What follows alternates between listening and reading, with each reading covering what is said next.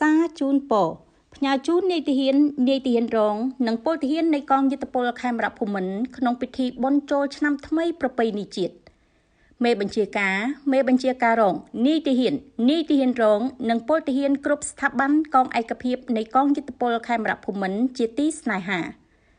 នេះឱកាសដ៏វិសេសវិសាលពោពេញដោយក្តីសោមនស្សរំភើបរីករាយក្នុងពិធីបុណ្យចូលឆ្នាំថ្មីប្រពៃណីជាតិខាងមុខនេះតាំងនាមថ្នាក់ដឹកនាំក្រសួងការពារជាតិនៃកងយុទ្ធពលខេមរភូមិន្ទនិងខ្លួនខ្ញុំផ្ទាល់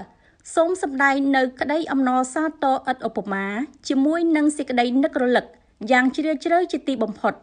និងសូមផ្ដាំផ្ញើនៅការសាកសួរសុខទុក្ខដល់មេបញ្ជាការរងនាយទាហានរងនិងពលទាហានទាំងអស់ក្នុងកងយុទ្ធពលខេមរភូមិន្ទ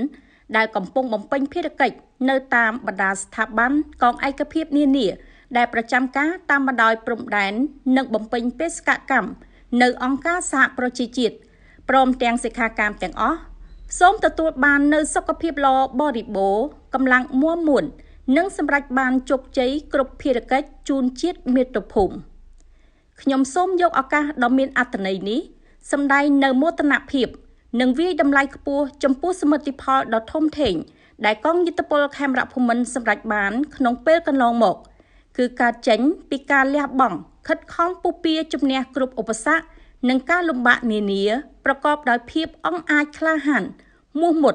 ជាមួយនឹងការបដិញ្ញាចិត្តខ្ពស់ដើម្បីសម្រេចបាននៅជោគជ័យជូនជាតិមាតុភូមិការពុះពៀជំនះបានគ្រប់ឧបសគ្គទាំងអស់នេះបានធ្វើឲ្យកងយុទ្ធពលខេមរភូមិន្ទកាន់តែរឹងមាំកាន់តែមានភាពខ្លាំងក្លាមានសមត្ថភាពគ្រប់គ្រាន់ក្នុងការការពារអធិបតេយ្យជាតិនិងបូរណភាពទឹកដីរបស់ខ្លួនជាបទពិសោធន៍កន្លងមកនេះក្រោមស្មារតីជាតិខ្មែរតែមួយយើងបានរួបរวมសាមគ្គីពួតដៃគ្នាទប់ស្កាត់ការឈ្លានពានពីប្រទេសជិតខាងមកលើដែនអធិបតេយ្យភាពរបស់យើងទន្ទឹមនឹងនេះអ្វីដែលយើងមិនត្រូវភ្លេចគឺការរួបរวมសាមគ្គីគ្នានិងជឿជាក់លើរាជរដ្ឋាភិបាលជៀសវាងជឿតាមការញុះញង់បំបែកបំបាក់សាមគ្គីជាតិជាថ្មីម្ដងទៀតក្នុងពិធីបុណ្យចូលឆ្នាំថ្មីប្រពៃណីជាតិនេះតាំងនាមថ្នាក់ដឹកនាំក្រសួងការពារជាតិនៃកងយុទ្ធពលខេមរភូមិន្ទនិងខ្លួនខ្ញុំផ្ទាល់សូមបួងសួងដល់វត្ថុស័ក្តិសិទ្ធិទាំងឡាយក្នុងលោកមានទេវតារក្សាទឹកដីនៃព្រះរាជាណាចក្រកម្ពុជាសូមជួយប្រោះព្រំសព្វសាធុការពរជ័យសិរីមង្គលជូនចំពោះមេបញ្ជាការរងនាយទាហា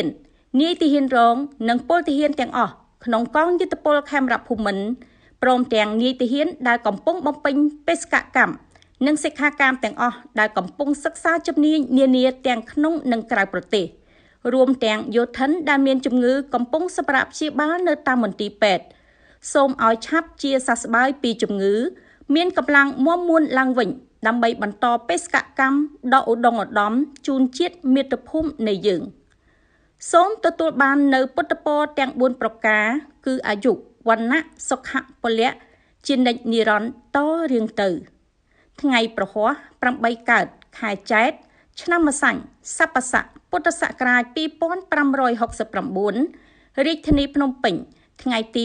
26ខែមីនាឆ្នាំ2026ឧបនាយករដ្ឋមន្ត្